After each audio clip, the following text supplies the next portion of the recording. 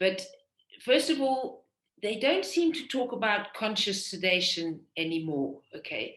They talk about PSA, patient sedation and analgesia. And I think that's probably a much better term, because you're basically wanting to work out what you need, what your patient needs. Does your patient need to be sedated, or does your patient need analgesia, or does your patient need both, which is probably the commonest scenario.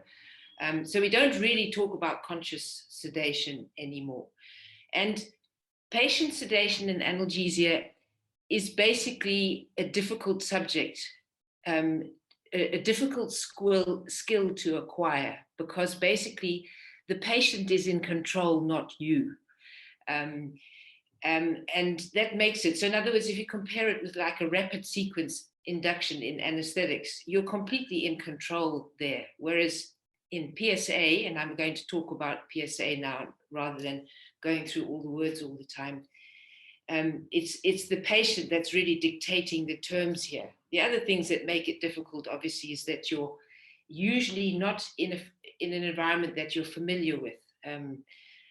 You're outside theater. You might not know your patient that well. And also, you're quite isolated. You haven't got that many people to help you. And you're usually doing the procedure and the sedation. So your eyes have to be in the back of your head. And then on top of all of that, the patient has to go home afterwards. He can't go and recover in a bed in the hospital. So yeah, it's difficult. And sometimes I think it's more of an art than a science. So this is really, again, just to remind you, in a way, why we don't call it conscious sedation anymore, because the movement from one level to the next is quite subtle, and can be quite unexpected. But what you're basically aiming at is to get a patient to about a level 2, maybe sometimes level 3.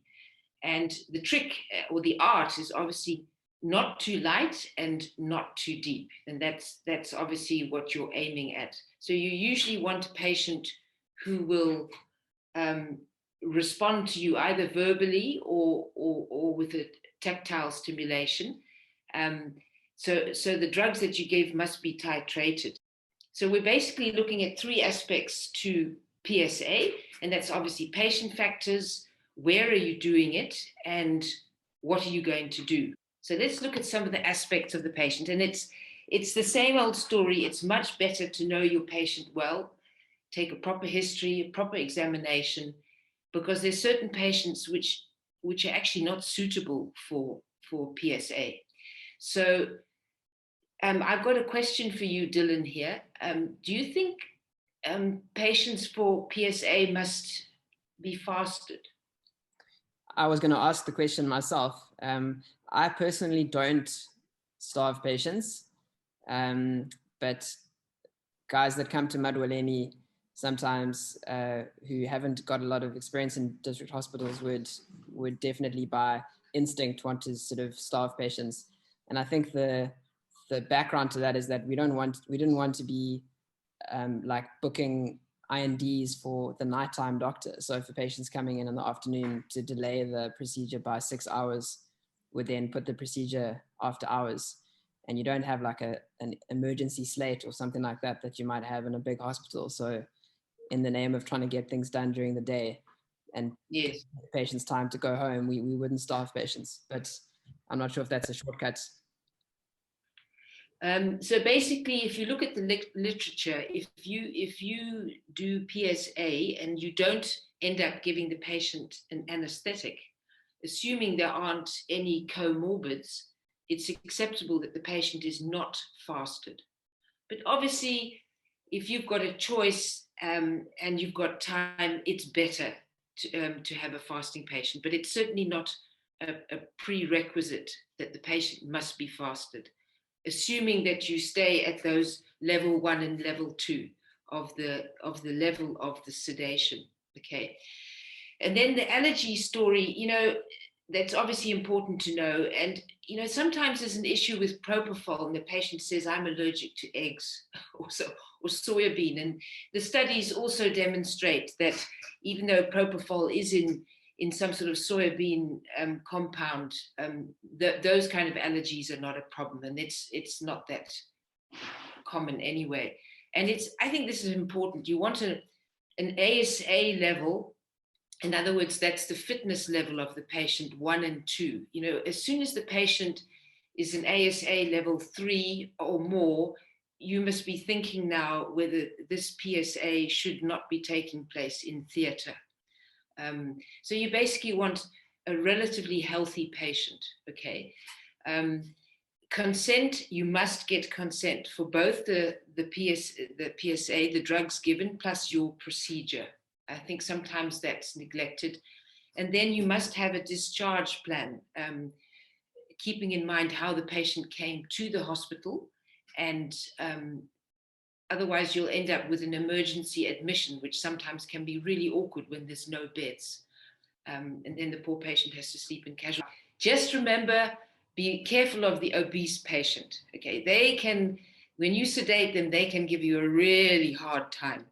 And something that we talk about much more now, this is almost as an aside, I want you to know about obstructive sleep apnea, and I want you to know what the signs are, the signs and symptoms of it, because sometimes the patient is blissfully unaware of it, and you can give them just sedation and end up with an obstructed airway, etc., etc. And that table sort of highlights some of the features. So just be careful of the obese patient, because they, if they've got obstructive sleep apnea, they're not an ASA 1 or 2 patient. Now, in most of the rural hospitals, they've usually found a place in casualty where they do their sedations. And that's a good thing, because then that's a preset place with the equipment and the anesthetic, the monitors, the anesthetic equipment, and the drugs all in place. But it doesn't always happen like that. Sometimes you're expected to do it in an unfamiliar place, and that's when you have to be really more careful. All right, so let's get into this thing about monitors. What is the bare minimum in monitoring a patient for a PSA? I think you need to get oxygen, the pulse oximeter, yes. And also what now? Blood pressure. Yeah. And you need to monitor the blood pressure, the pulse, and the oxygen saturation. I think that should be the minimum. Okay, so you're saying blood pressure and SATs. Okay, what about an ECG? 3-lead ECG. Yeah, 3-lead ECG. Sorry, I forgot. Look, I mean, this is not an ideal world, and I'll give you a slide now of what the sort of American Society of Anesthetists prerequisites are. So I think the one issue that you must be careful of is the SATs, okay? Because basically, if you're giving sedation to a patient, sedation and analgesia, and you're only watching the SATs, especially when the patient is on some form of face mask oxygen, the SATs can remain quite adequate in spite of the patient having profound respiratory depression. So this is obviously the thing we all fear, the main thing that we fear with PSA. So you must have some other alternative tool, especially if you're giving the patient oxygen, where you're looking to see whether the patient is breathing adequately and that he hasn't got an obstructed airway. Because remember, in a younger child, they can be moving their chest quite adequately, but there's no air going in and out the mouth. They can be almost completely obstructed because they've got such a compliant chest wall and abdomen. So, sometimes the best thing is just to look to see whether the patient's breathing adequately. And if you have the facility, capnography is very, very useful to be able to pick up inadequate ventilation, because your SATs is only telling you about oxygenation, not ventilation. And there's some smart ECG electrodes these days. You will see the switch on your machine where it picks up movements of the 3 ECGs, and it'll give you a resp rate on your screen, and that's also quite helpful. But there's nothing better than actually watching with your own eyes. Okay, so that's the monitoring. I think PA Dr. Mans from Zitulele has joined us, and he's got a question for you. Yeah. Sorry, just on the question of monitors. I also know that when you put someone on oxygen, then obviously it takes quite a while before you notice a decline in saturation. So out of principle, we generally don't put people on oxygen when we're doing the PSAs, because we want to see, as soon as something changes, oxygen is there and available. But we generally don't do ECG, we don't do capnograph, we just do basically pulse oximetry and SATs, and then we watch for any change in the SATs, or if the patient becomes too deep, then we consider that. But you're making me almost feel like we are almost, doing too little. So I'm just checking, because we don't normally even put them on oxygen. We have it available, but we rather want to see if the sedation is going too deep. I agree with you entirely. I think some people just feel very insecure without a face mask. And sometimes that face mask is a nuisance, because sometimes the children find it, they feel very claustrophobic. I agree with you entirely. If you want to go without the SATs, without the face mask oxygen, that's fine, but it must be available and be readily available. And don't forget the nasal prongs. They're very useful, because you can titrate the FiO2 on the flow rates with your nasal prongs. So you can actually give, like 24%, as opposed to the Ventimarks or the non-rebreathers. But I agree with your point. It's a good point. And basically, it's obviously your suction, your oxygen delivery devices, whatever you might need. And you must have some form of ambu bag that is the correct size for the patient. And that is working. Always test your ambu bag, because they often the ambu bags get sent for autoclaving, and they come back and they haven't been assembled properly and they're malfunctioning, because there's nothing worse than having to give mouth to mouth because your ambu bag's not working. Okay, and then there must be obviously some sort of crash trolley somewhere. It doesn't have to be in your room, but you must know where it is, where you might have to rescue an airway. And that happens very rarely in a PSA. Very, very rarely does the patient need an emergency intubation. It's usually just some oxygenation and some ventilation with a bag and a mask.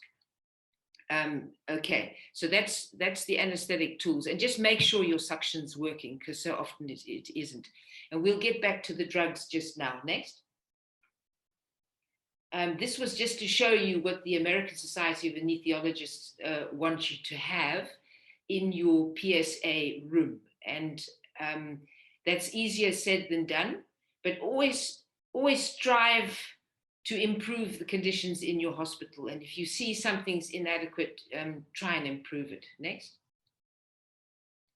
Okay, so the last P, before we move on away from the Ps, is you must have a pre, intra, and post-operative plan, obviously. And you must know what you're going to do if something goes wrong. So it's no good waiting for the patient to vomit and then say, oh, where's the suction? So just pre-plan, okay? And included in that, obviously, is sometimes the patient's too light, sometimes the patient's too deep, and sometimes you have to rescue the airway, et cetera, et cetera. And then discharge. When is it safe for the patient to go home? Has anybody had any problems with this? Are you all happy with that issue? Any points there? Next slide, Dylan. Just raise your hand if you want to say something, guys. Okay. So, and you can still please add a point here if you want. This actually, they've got this Aldrich scoring system, which the poor recovery nurse has to do at FRER every single time, and she has to write down what the score is. But I mean, I think it's common sense. I think basically you must put yourself in the patient's shoes and say, would I be able to get home in a taxi in this state? In other words, you've got the patient's interest at heart. So and the best is obviously if there is a family member who will go with the patient. And obviously the patient can't drive himself home. And just remember, sometimes your patient has taken his own medication before your sedation. And the commonest medicine that he will have taken before your sedation is alcohol. So always remember that, especially at this time of the year, that alcohol is obviously a sedative as well. So then the dosages of your drugs must be modified. And also the conditions on which the patient can go home must be according to not only what drugs you've given, but what he looks like because he's been drinking. I mean, there's many a time in casualty where we've had to confiscate the patient's car keys because even when he came in, he wasn't a responsible driver, let alone after the sedation. Next. Okay, so this is just a thumbs up on my part, and I just wanting, and I can see we're going to run out of time. How are we doing time-wise, Dylan? We've only been 20 minutes, so we're about halfway. It's important. I want to do some of the scenarios because that's when you get to the nitty-gritty of it. But some of these principles it's obviously, when it comes to PSA, don't try and be fancy. Keep it as simple as possible. And as safe as possible, and use the drugs you know. So if you want to use a drug that you're not very familiar, use that drug in theater or use it together with someone else who knows how to use that drug. Now I know, and here I'm standing on ice a little bit, you guys do a lot of ketamine IM, and I know that's because of the circumstances, but ideally speaking, IV always rules over IM per os or intranasal. And the main problem is with IM per os and intranasal, you can't top it up because you don't know where you are. And once it's in, it's in. And with oral sedation, it often takes quite long. Hey, oh, you've waited 30 minutes and this child is still not at a level that you want. And intranasal also, I mean, it works quite quickly, but sometimes the patient gives a huge sneeze after you put the medaz in the nose, and now you don't know how much went in and how much came out. But I know you do use IM quite a lot, but IV is still the best. And don't forget using local together with your PSA whenever you can.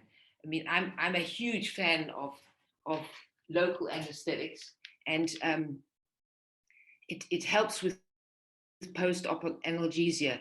And obviously, you must spend as much time as possible learning how to do a brachial block, especially a supraclavicular block, and all the other blocks. And you guys use ultrasound machines a lot, so you're probably quite skilled. Don't forget the Beers block. I don't know how many of you have got double lumen cuffs. Beers blocks are absolutely fantastic as almost a replacement of PSA or together with PSA. You just need a tiny bit of sedation. The only thing to remember when you do a Beers block is please put some local Marcaine in before you deflate the cuff so that the patient has some post-op analgesia, because the Beers block wears off very quickly. Hematoma blocks for fractures, very, very useful. Put in a bit of bupivacaine in a Colles fracture, and you can do the manipulation with minimal sedation and analgesia, or much less. And then topical, especially when you're dealing with the mouth or grazes, etc. Don't forget topical lignocaine. And in anesthetics, we always like things to be multimodal. Why? Because then you use less of everything and you get less side effects. And it goes without saying, if you've got a frail patient, and you might say, well, what are you doing a PSA on a frail patient for? Because the ASA has to be 1 and 2, but sometimes you don't have much choice out there. And then what you do is you give less, you give it slower, and you make the intervals longer in between. So you let the patient dictate the level of sedation. So you wait for the patient to moan or move before you give a top-up dose. And obviously be careful, especially for renal and hepatic problems, because those are the two that affect the metabolism of your drugs. Respiratory depression, the common problem with sedation. And usually when you're doing the procedure, because it's painful, there's usually not that much respiratory depression. So just be careful as you turn your back to the patient and you're finishing the procedure and you're writing the post-op notes and you're writing the TTO and you're getting your cup of coffee, because that's when the respiratory depression happens. So, and also before, when you're getting ready, you've given the drug and you're not quite ready for your procedure yet. And again, with pre-plan, we've spoken about that. And I'm a huge fan of paracetamol, okay? Loading dose, maximum dose. And you can obviously use Empiped suppositories, very useful in children. And if they've had no paracetamol before, you can give them 40 milligrams per kilo rectally before your procedure. But then obviously if you've loaded them, you can't give the top-up dose for another 8 hours. Next. Okay, so let's talk a little bit. I'm not going to go into the drugs because you know all about these drugs and we're going to play with them during the scenarios, okay? Just to say, I haven't put etomidate there. Is anybody here a huge fan of etomidate for PSA? Dylan, has anybody got their hand up? No, I mean, I've never used it for PSA myself. Yeah, I mean, we would use it for like shocked patients potentially for alternative to Propofol, but I don't know about you guys, if anyone else has ever used etomidate for PSA. No, we also not, I'm not a huge fan of it. Why? Because it hurts when you inject it and you get myoclonus in children, they move. Yeah, I mean, and I think it's probably more important to familiarize yourself with the drugs that are usually around. Okay, so flumazenil. Which of your hospitals has? Do you have flumazenil at Madweleni? Definitely not. No. I think I can speak for everyone that I don't think we have flumazenil. I don't know about the guys at Mtata. Yeah. Okay, so I'm. Oh, there's Pierre. He says we have flumazenil. Okay, I'm not a fan of antidotes for drugs, especially midazolam and fentanyl. You would only use it in a life-threatening situation. So in other words, if you've got some respiratory depression from fentanyl, it's much better to support the respiratory problem either by giving the patient oxygen or just bagging the patient for a while. Because when you give Narcan, you completely, especially if you've given a full dose, you remove all the analgesia. So the patient goes from 0 to 100 in terms of pain. So you as the doctor go from 0 to 0, okay? And then having given it, you're never sure where you are now, whether you're now going to get secondary respiratory depression or not. And the same applies to midazolam. If you have a bit of a respiratory depression after using midaz, just support the respiration. I think it's much better than giving the antidote. The antidote is really only for a situation, as I said, if it's life-threatening. Let's say you get caught in the pop room and you've got no equipment, somebody gets some sedation, some benzo, and they stop breathing, and you've got no resuscitative equipment. But hopefully you won't get yourself into that situation. I just wanted to comment. Yeah. I think you said fentanyl and giving flumazenil. Obviously, you didn't mean to say that, right? It's just for benzo. No, sorry. I'm just talking generally. Fentanyl, obviously, the antidote for the opioids is Narcan, and flumazenil is for your benzos. Sure, yeah. Cool. Sorry about it. Can you see that in the drugs they have added antiemetics? I think that's quite important. I think it's dreadful to send a patient home who's vomiting or feeling really nauseous, but what you actually have at your hospitals is obviously limiting. But especially after ketamine, patients, they say up to 5% of patients can have nausea and vomiting. Patient must be able to take some fluids and use whatever antiemetics you have available. Next slide, please. Okay, good. We've got time for some scenarios here. So, Dylan, do you want to do the first one? Sure. Okay. So, 70-year-old with a Colles fracture. So you mentioned a hematoma block for Colles, and Yep. I think that's not something we do a lot of at Madwaleni. Personally, I've struggled technically with getting it in the right place. Yeah. And I've also had one lignocaine toxicity from a hematoma block. I find it a bit disconcerting injecting local anesthetic when you've got backflow, but that's just a personal thing. And aside from a hematoma block, we dealing with an old patient. So technically they would be an ASA like 3, or you wouldn't be like hesitant, was just cautious to do PSA. So I guess you'd want to make sure you did all the steps you mentioned, like using less drugs and at bigger intervals, and just at less dosage as well. I would give the patient a pre-med, make sure they've got lots of paracetamol on board. Yes. And then probably the drugs that I'm comfortable with for PSA are usually a benzodiazepine like midazolam. How much are you going to give her? Just give me a dose. So I usually give about 3, but I think in an old person, probably 1. Yeah, that's milligram. Right. Okay. And then in terms of sedation, analgesia, I might give ketamine, IVI. Alternatively, I would use an opioid. Perhaps it's quite a short procedure, so maybe fentanyl. But if you wanted some post-operative analgesia, you could also give a little bit of morphine, but also in quite a small dose. Okay, all right. I think that's cool. What about a brachial block here? You don't want to do a brachial block. I know there are concerns with like sending someone home with a paralyzed arm, and them getting their arms, slammed in a taxi door or something. So that could be a concern. It's also, with brachials, you do need to justify the risk of the procedure by, needing a significant operative component, and a Colles reduction would take like 30 seconds. Just feels a little bit like an overkill to me. Yeah, no, I think I think there's some very important points there. Can I just say one or two things?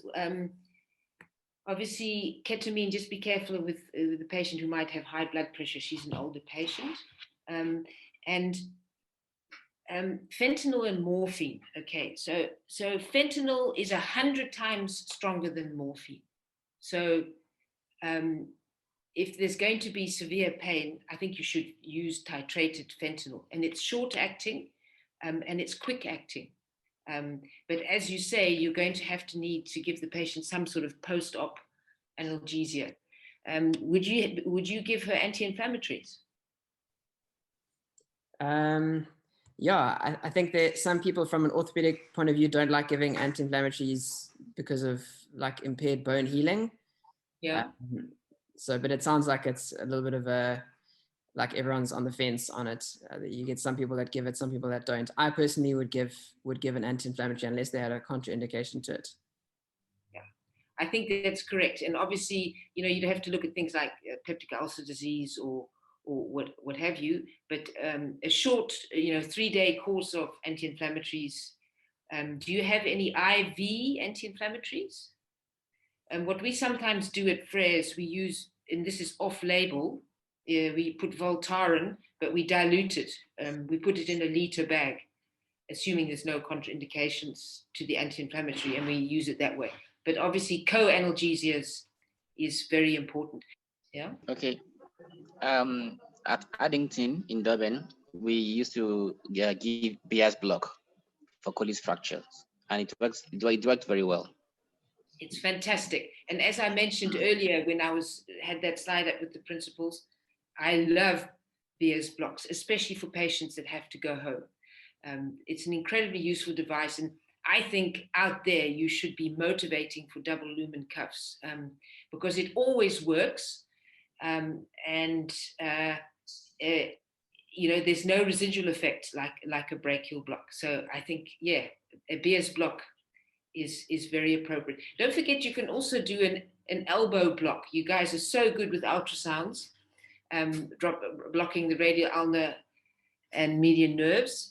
You don't have to do a full-on supraclavicular block.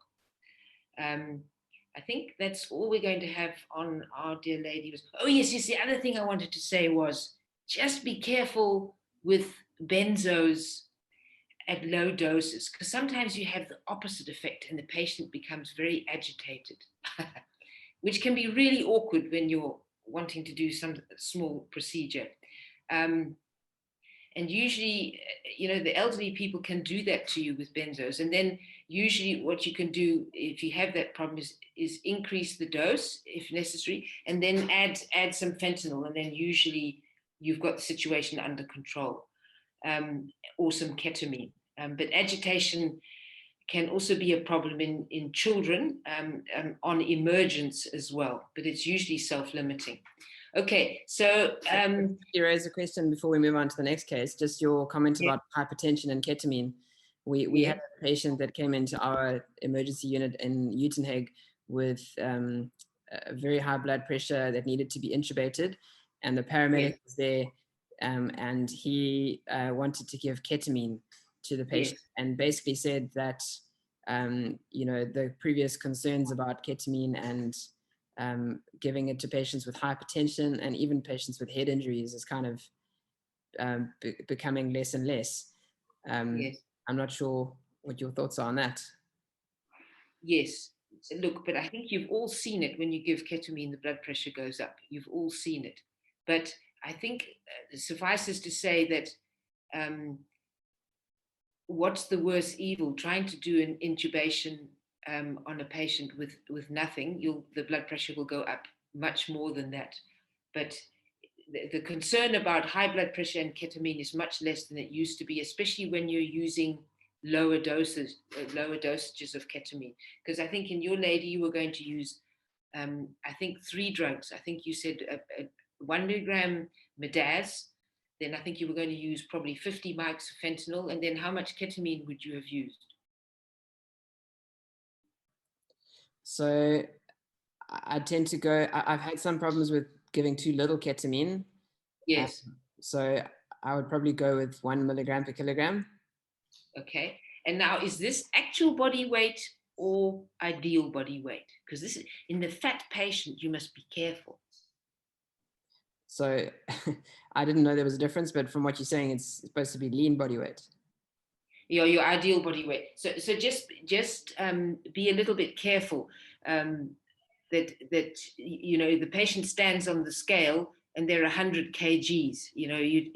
Especially in PSA, you wouldn't give 100 milligrams of ketamine. And just be careful with those little brown bottles, because they look very similar, and some are 10 milligrams per mil. I'm talking about ketamine. Some are 50 milligrams per mil, and some are 100 milligrams per mil. And it's very embarrassing when you mix them up and give an accidental overdose. If I'm talking of accidental overdose, what I try and do if I'm using Propofol is I don't put it in a 20 ml syringe. Put it in a smaller syringe, like have 2 10 ml syringes in an adult, because if you've got it in a 20 ml syringe, you always give too much. Okay, shall we move on to the next scenario? When I was at Estcourt in KZN, for children with lacerations like this or those with burns, what we do is we give them oral. It's a mixture of oral midazolam and ketamine and paracetamol, but at higher doses. And but the drawback to this is that you have to wait for the medications to kick in. So paracetamol usually about 20 milligrams per kg, ketamine about 5 milligrams per kg, and midazolam about 3 or so milligrams per kg. Then we mix it with fruit juice or the paracetamol juice and give it to them, and then wait for it to kick in before we go to what we want to do. That's what I'm used to actually with children. Well, that's really, really good. In other words, sometimes putting up an IV line in a 4-year-old can be a nightmare, and it can be sort of worse trauma to the child than the actual facial laceration. So this oral pre-med you're talking about is actually is a good one, and the pediatric surgeons at Frere use it quite a lot. I think I misheard you there. The midazolam is 0.3 milligrams per kilo. Okay, I think you said 3, and that's right. And what usually the Panado syrup is good enough in terms of the diluent, because it's syrupy, and it's so we usually find that the Panado syrup makes it taste quite nice. So it's quite palatable. As you said, your problem is you might have to wait 30 minutes, if not longer. But I would say for a sort of a relatively simple facial laceration, that should be adequate. But as soon as the child looks sedated, I would definitely try and get some local anesthetic in. And you can spray lignocaine on first, or put it in a wet swab, so you get some tissue spread, and then obviously you must try and inject some lignocaine as well. And this obviously doesn't apply to a child, but in adults, the dentists are fantastic at certain of these blocks that block part of your face. And they're often good people to learn from in terms of doing blocks that can completely numb the lip, etc., or part of the nose. Very useful in the adults. If you didn't go the oral route, what might you do, Dylan? You were in a hurry and you didn't want to have to wait this long time. I would most certainly give IM ketamine. I mean, that would be, to be honest, that would be my go-to. Yes, at absolutely. like a 4 milligram per kilogram dose. Okay, all right. So let's say you've given 4 milligrams per kilo ketamine IM, and you now want to start suturing, and the child is not deep enough. What do you do? The child is moving and crying, and you've waited 15 minutes. I would check the formulation that I gave. Yeah.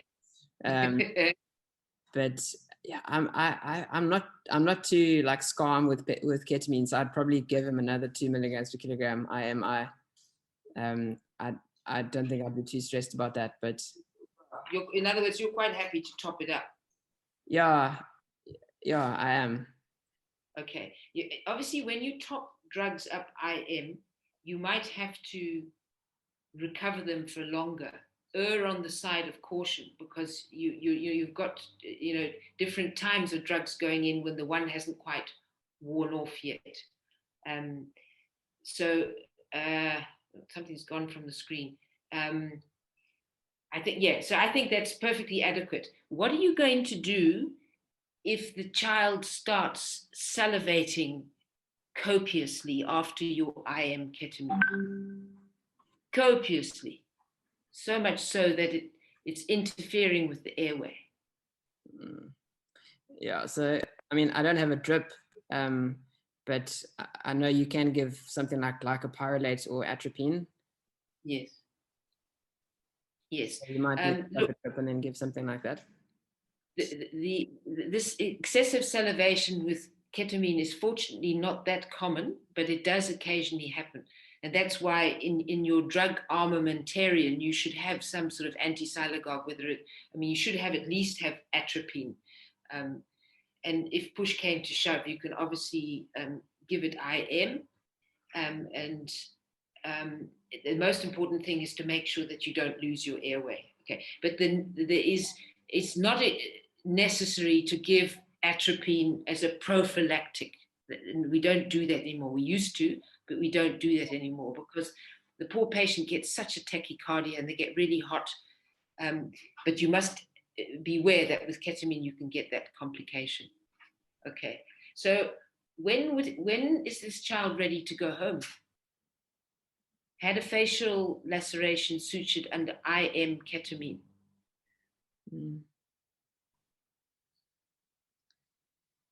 Yeah, I guess I don't have any concrete indicators, but when the child is able to like talk is fully awake and is Yeah. able to sit up, and yeah, I think that would be fine for me. Yeah. Okay. And I think it's obviously important that the child can take something orally, and that there's a responsible adult looking after the child, so that they're not going to go shopping afterwards or something with this child. Uh, yeah, so I think that's enough of that one. So let's move on, and let's say this 25-year-old with the shoulder dislocation was in the pub when it happened. How about some propofol with the shoulder dislocation? Do you use that at all? Michael, what do you think? I think Michael's got his hand up. Where I am at Tata Regional, it is difficult to access Propofol. If I Yeah. had my way, I would have given Ketofol, that's ketamine plus Propofol in equal 1:1 ratio. So what we do here is sometimes, I'm not sure how ideal that is, we give a mixture of midazolam and petidine or ketamine standalone. Okay. All right. Okay. Yeah, that's good that you bring those points up. I mean, ketofol is quite a popular concept because the two, especially with ketamine giving analgesia, but a lot of studies have been done that have shown that the benefits of using ketamine standalone and propofol standalone versus ketofol, there's not huge compelling evidence that it's so much better. I mean, obviously the problem with propofol is that you don't have that much analgesia. And I think the biggest problem with the shoulder dislocation is pain. So that's why I always try and divide it into, are we needing anxiolysis here, or is the problem pain? And I think with shoulder dislocation, you need to address the pain. So I'm very generous with the analgesics. I mean, I would definitely use fentanyl. But what you have to remember is if you're going to add some propofol, the chances of respiratory depression are much more, especially if you use too much propofol. So when you start mixing propofol with fentanyl, just be really careful about respiratory depression. But the beauty of the propofol is that it's so short acting. I'm not a huge fan of pethidine, but sometimes that's the only opioid available. Pethidine is very weak. And there's certain psychiatric patients on certain meds, you have to be a bit careful with pethidine. But if it's the only opioid available, then you have to use it. Dylan, anything to add? Yeah, I think definitely like my experience with the shoulder dislocations where people can't get them back is just inadequate sedation. Yes. Especially, I think an important part of the history is the time since the dislocation, because someone who's just dislocated their shoulder, you might be able to get it in without anything. Whereas someone who dislocated their shoulder 3 days ago is going to need a much deeper PSA. Yeah. I think when it comes to dislocations, be careful when you relocate that part of the anatomy, whether it's shoulder or elbow or whatever, the pain is much less. You've relieved the patient's severe pain. So that's often when you'll get the respiratory depression, because you've given them a lot of analgesia and sedation, and you've got the elbow back or the knee back or the shoulder, so that their inherent pain is much less, and now your drugs are still there. So just be careful about that. If you were struggling with the shoulder dislocation, do you think it would be good to use a bit of scoline? Just before we go to that, I think Kemi's got a question for you. Yeah, Kemi? Sorry, I'm just trying to find out when we were concerned about pain, can we trust ketamine to give that analgesia, or must we give opioid? In my experience with shoulder dislocations is I tend to use opioids because I need profound analgesia. But I mean, it depends on your environment. But I think ketamine alone for a shoulder dislocation, I think would only work in a fresh dislocation, not in a longer standing one. You'll need more than just ketamine for an older dislocation. I don't know if that answers your question. Yeah, so Okay. I think it does answer the question. about the analgesic properties of ketamine. Yes, I mean, it's a good analgesic, and it's fantastic because it's the only induction agent that basically has some analgesia in it. But something like a shoulder dislocation, which has also got so much muscle spasm and everything, usually you're going to need more than just ketamine, unless it's a fresh one. Scoline, sometimes the orthopod, the person doing it saying, no, there's muscle spasm, I need some scoline. Do you think it's warranted to use scoline in the PSA environment, in the patient sedation and analgesia environment? We're not in theater here, we're in some side room somewhere. Michael? Even though scoline is gonna cause muscle paralysis, scoline will cause respiratory arrest, and so you have to intubate this patient. So I will be wary of using scoline for PSA. Obviously that's right, but you mean some people do use it, and I think it's wrong in the PSA setting. So in other words, what they do is they just bag the patient. I mean, just because you've given someone scoline doesn't mean they need intubation. They just need ventilation. But I think the use of scoline is not warranted in the PSA environment. Scoline is a complex drug. It still has its role in the South African setting, because some countries say it has no role anymore at all, but we don't have the other drugs as a substitution. But I think scoline shouldn't be used for its muscle relaxing effects in the PSA environment. No, I don't think it should. Anything else to add for the shoulder dislocation? I think only one time have I ever had to use scoline for a dislocation, and that was a hip dislocation. Yes, exactly. And then we just we used an LMA. Yes, but you were in theatre. We were in our casualty theatre, but it had an anesthetic machine there. But yes, I've never. I think that's definitely fair enough. But you must know that you've got everything there to deal with the potential complications of scoline. Cool. But sometimes we've got 5 minutes left. I wonder whether we should just quickly do the fourth scenario, and then we've done all of them. Okay. So can we have a volunteer? 6-month-old with an injection abscess, which is fluctuant. Any volunteers? Kemi, are you keen?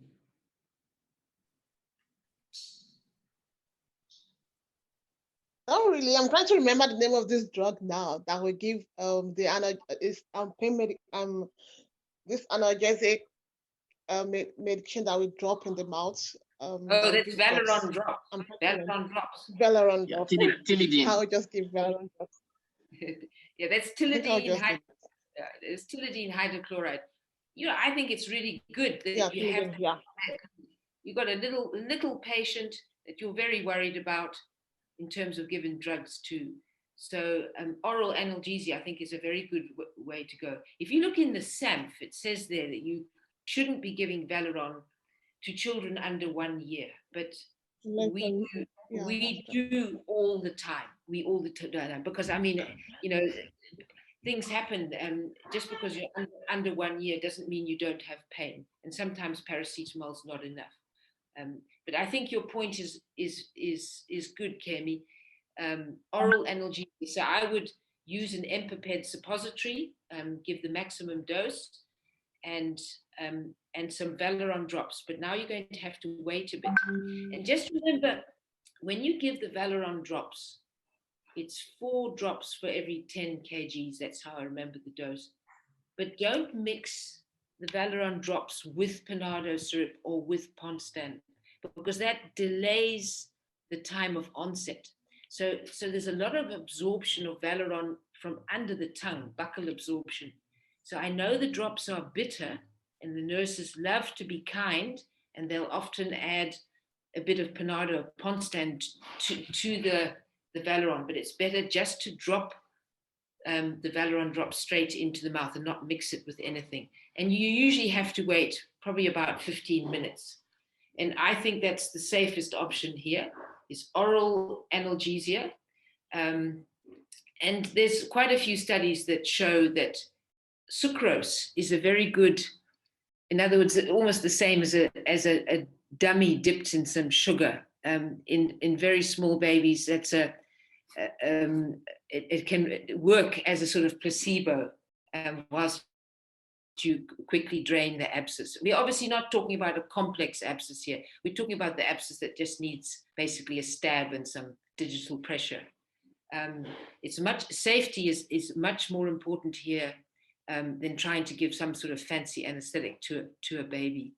And they say, if you look at the guidelines, even for the people with the DA, any patient under 3, to be giving them an anesthetic, you must be doing pediatric anesthesia on a regular basis. You must be doing several children under 3 a week to warrant doing something like that. So it's good to be safe.